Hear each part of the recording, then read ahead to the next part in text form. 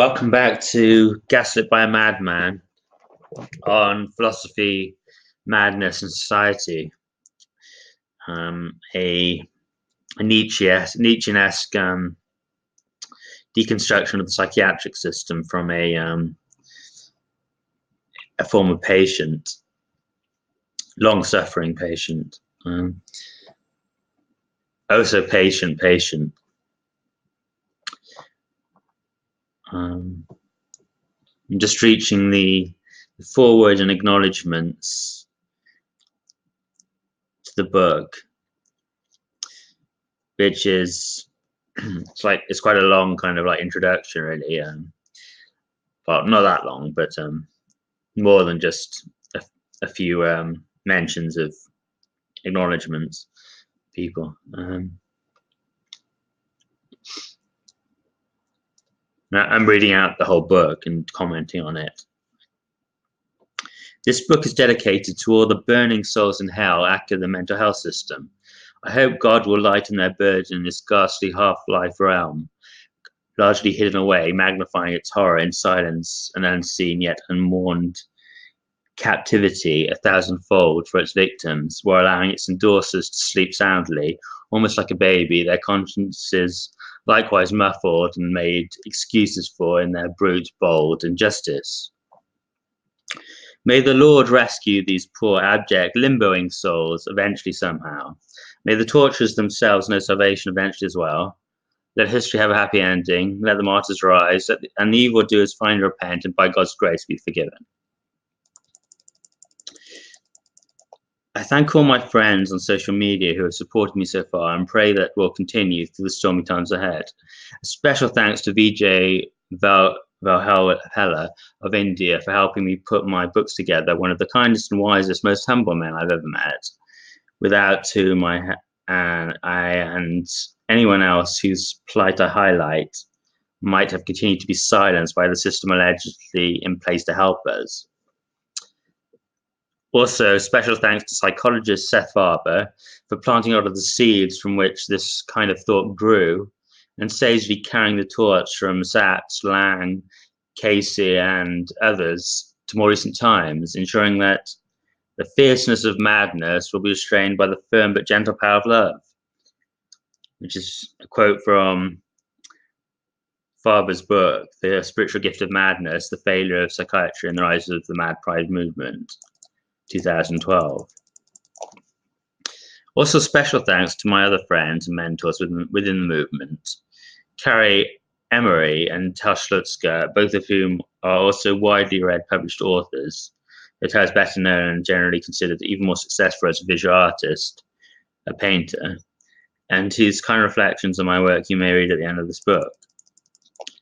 In case this book should achieve any popularity or notoriety, given the inverse world we live in, I would also like to spread the word about the other leading authorities today on the subject, who valiantly stand up for the truth amidst the ocean of professional, carefully constructed and marketed scientific lies, such as Robert Whittaker of the acclaimed Mad in America book and website, Dr. Peter Breggin, Dr. Joanne Moncrief, Dr. Peter Gertzi, Richard Bentel, Ben Goldacre, and Rufus May. Of course, there are also many others, perhaps equally important, or at least equally feeling, compassionate, and hardworking. So I do apologize to all those I've left out as well. I also thank my parents for having raised me with such concern and investment, despite their later errors, which I'm sure were only due to ignorance and misunderstanding, who were even more duped by the system than I was, and largely still are, and had to see their first 2 decades of effort largely wasted, also, which can't be easy. I also thank my dear brother who grew up beside me, and I can only apologize to him that I wasn't able to help him more through his own trials and health issues.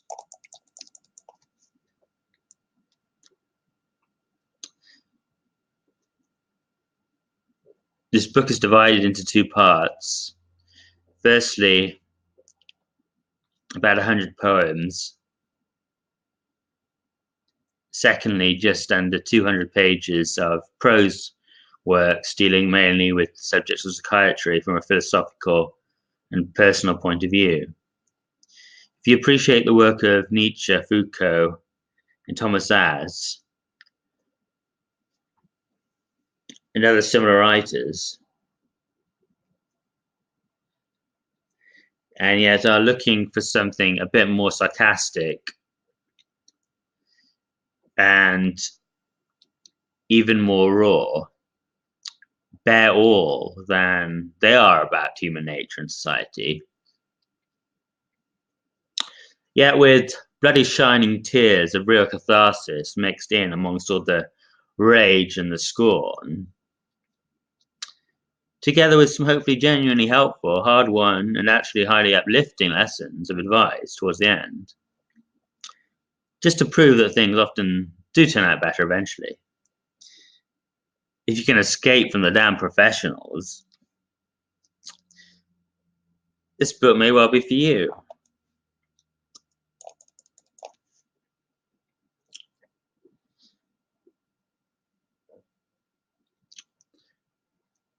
I won't hide it from you, though. This is going to be one tumultuous hell of a ride. If the Hail Satans in the very first few pages, paired with earnestly intended biblical quotes, didn't quite give that away already. But I implore you, do bear with me. It won't be perfect, even then. It is only my first attempt at writing a major work of philosophy, after all. But I promise there is much wisdom and ripe, sweet fruit to be garnered, to be gathered in these pages as well. And you may well find the process quite therapeutic. If you are still even willing to give yourself a chance to heal, as many are not. Nietzsche, a great lover of emotionally purging Greek tragedy,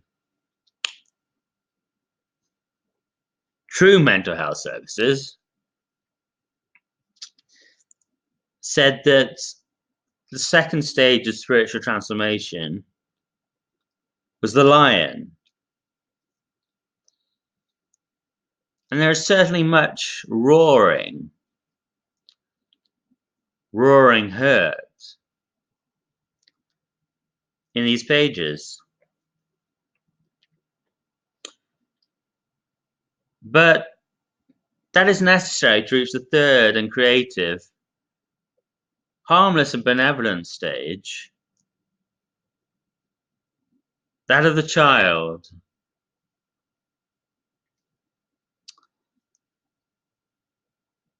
That is the stage that I would like you to reach.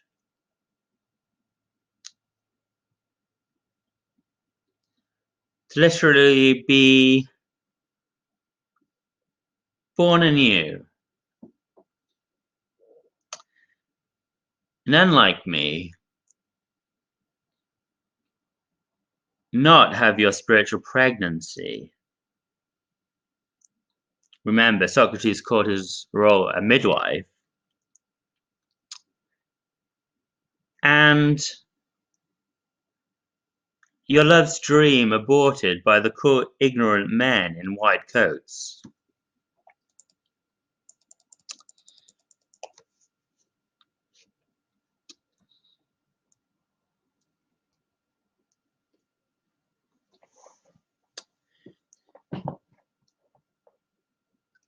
Thank you so much for reading, because, well, I live to serve others, as perhaps we all do, or most of us. Since I'm not a high official, but only a lowly teacher on a humble state-subsidized income, though certainly not an academic, a professor, my mission and my only recourse is to educate and lead others voluntarily, which is the way it always should be done. But I cannot do that at all unless they let me.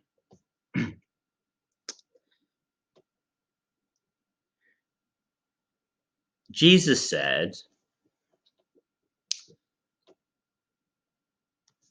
that the meek shall inherit the earth. Socrates said,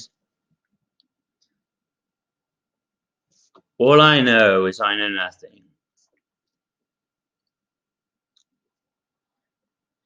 And he saw humility and earnest want for truth as the measure of his wisdom.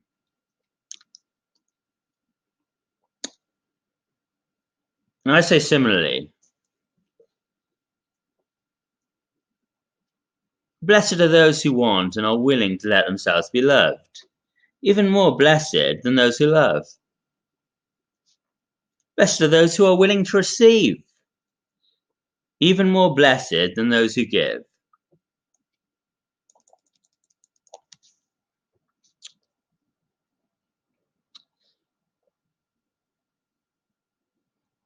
Knock, and the door shall be opened unto thee.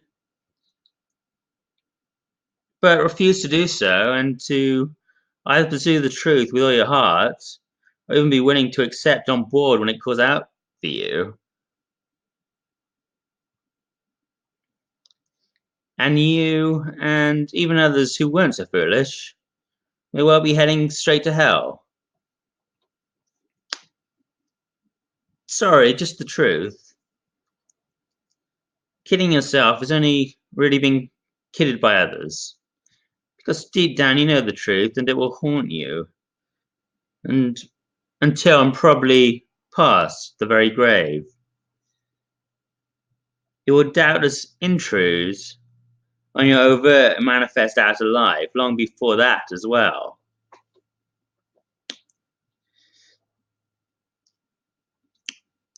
Perhaps when you get your dear innocent kids accidentally lobotomized and mutilated by your lovable good intentions, or labeled with some phony disorder or other, the unnecessary stigmatization of which itself causes the very problems and tragedies it was supposed to alleviate or prevent, by its fatalistic and unspeakably violent doom-mongering approach to those who are too young and naive to know better, and yet believe in themselves, in their real self-worth and high, almost limitless potential.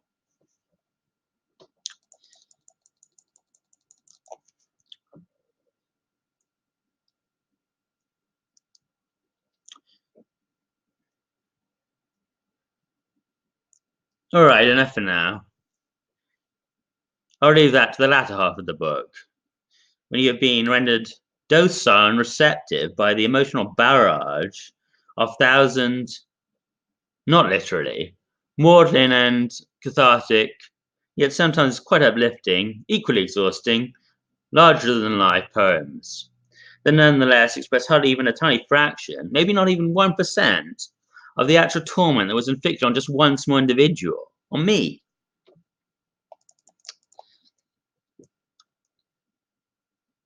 For 10 years in the bud of youth, I have literally been a stinking corpse of utmost misery, gnashing my teeth almost 24/7, like someone from Dante's lowest level. You don't want to believe it, but it's true anyway. Not just for me, but for countless others. And here I am, now recovering for the last 2 or 3 years, making accelerating progress. I honestly feel great again. Because I have been left to myself again at last. Finally allowed to enjoy what you so richly called my negative symptoms of schizophrenia, and allowed to come off all medication, and actually treated. Like what I say matters a bit.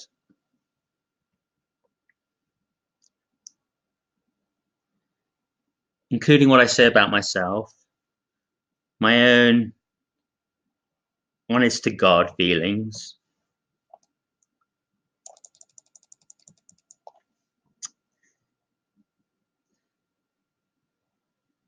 Whereas before,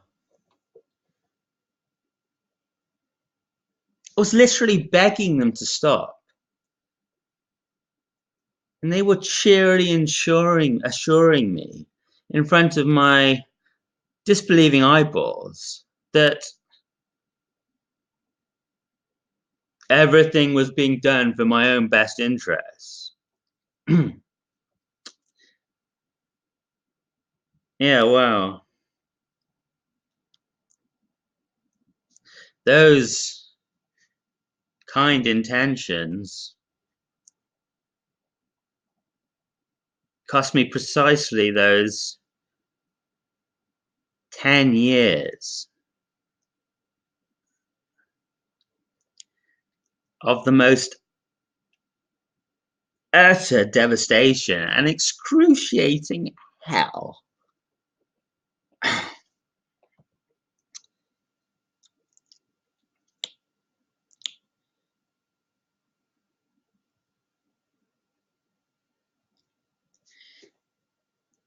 As I knew,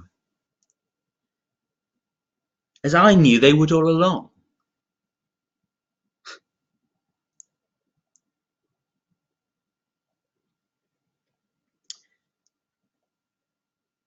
And who knows what else was lost forever in those years, not just for myself, but for others I could have had a beneficial instead of merely for those I could have benefited instead of being merely a liability and an unintelligible virtual anathema towards.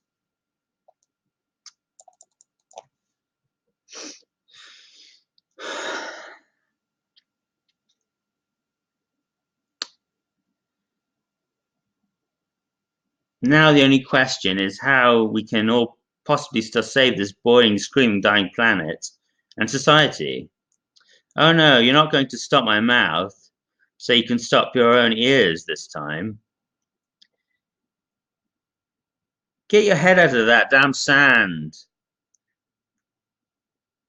I will yank it out if only you are brave and mature enough to continue reading.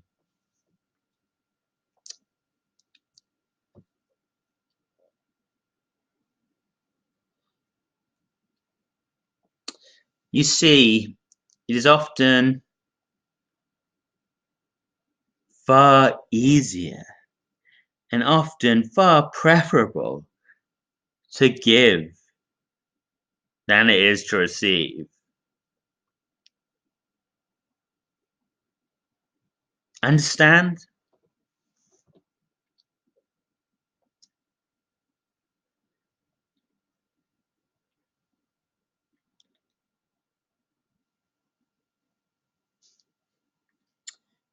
An inferno of saviors. That is what Cioran called this world. Quite right. And now let me kindly tell you, you've had your chance at playing the savior.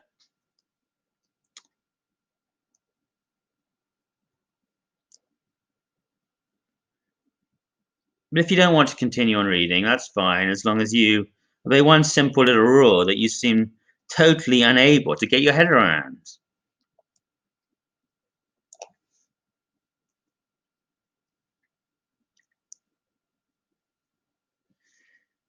Do no harm, Herr Doctor.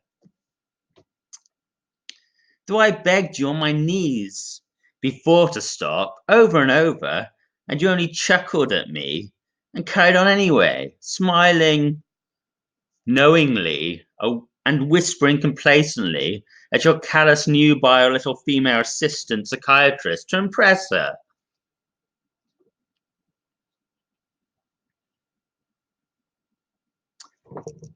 Begging never works. That's what you said.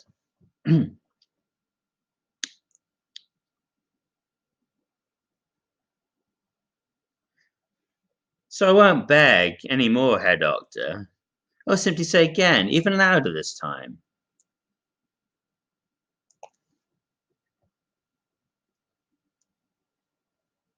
Do no harm.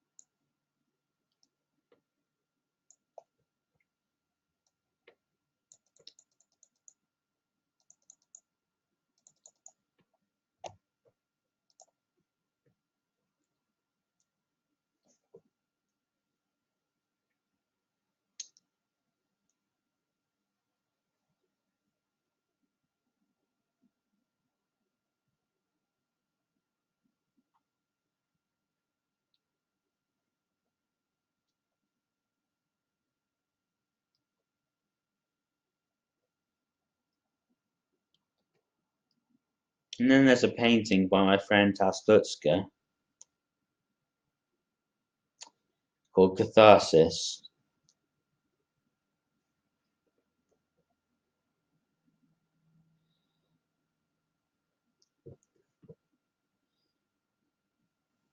Which is what the book is about, and I think one of the truest and purest, most time-honored, ever invented types of real therapy.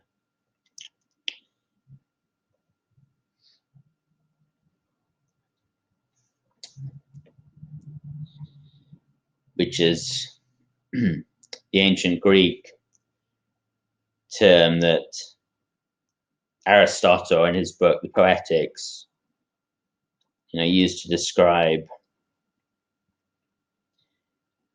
the Greek tragedy, the theatre.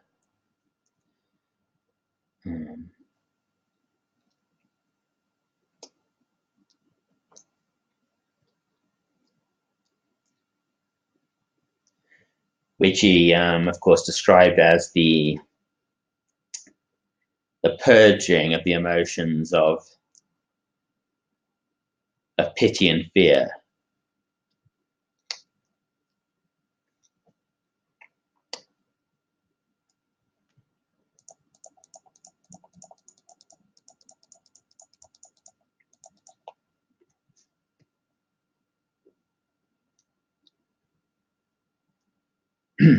And of course, that, as I already mentioned in this brief introduction, was in fact that was Nietzsche's first strategy for kind of rehabilitating the Western world, through the recovery of Greek tragedy.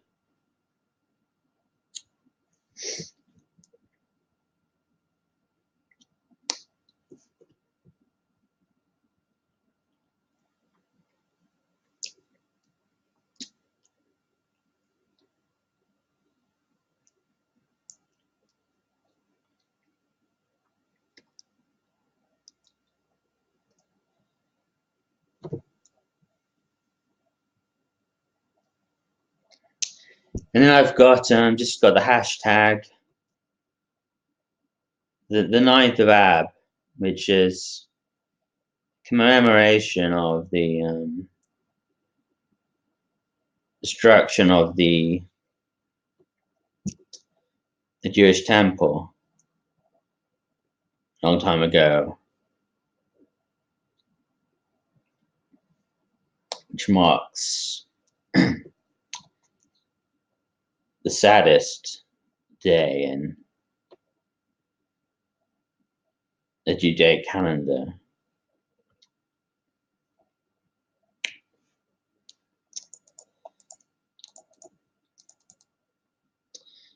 Which is very fitting for the destruction that I have experienced, which this book commemorates.